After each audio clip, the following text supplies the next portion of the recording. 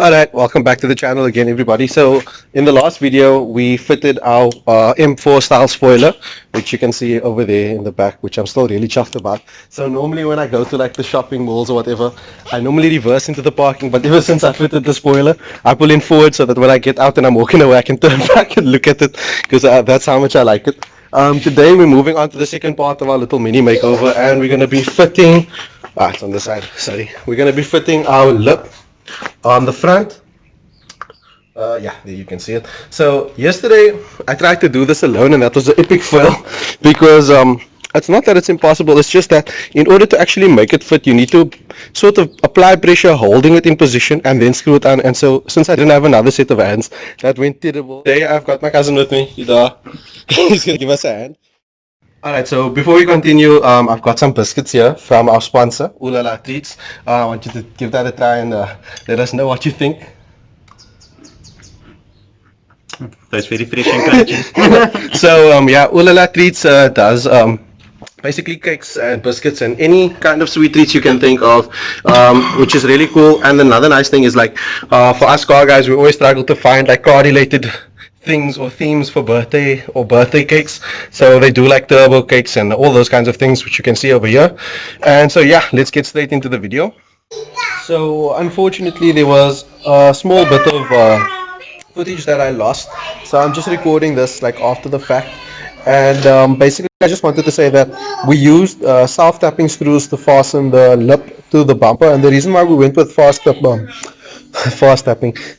screws is because with the tapping screws it's easier, say we want to take off the lip for whatever reason later on, it's easier to take that off than if I had to use Sikaflex. So yeah, enjoy.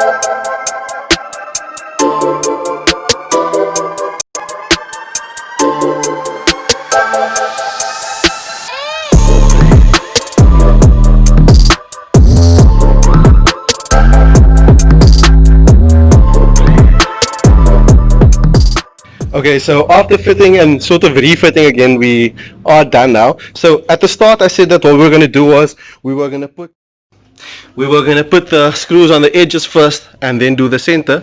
But once we tried that, what happened was that we realized, remember at the start I said we want to line, let me show you from the other side rather. I said that we wanted to line this up directly with that, and what we realized is that that isn't exactly how it fits. There's a slight gap on either side. So what made more sense was to actually line it up using the center mouthpiece. So from the front, as you can see here, you can see, let me zoom in a bit, it sits sort of even on either side of that mouthpiece, and then from there we could just compare the gap on either end to make sure that they were the same. So yeah, then we just tighten the center up and then tighten the sides. What I am going to say is we didn't put a screw right on the end, and the reason for that is the plastic there is much thicker than it is, well yeah, the lip is much thicker there than any other point along the lip on the inside. So I didn't put a screw all the way on the edge, but there's one close enough to the edge, and because we have screws going right around, it sort of doesn't make a difference.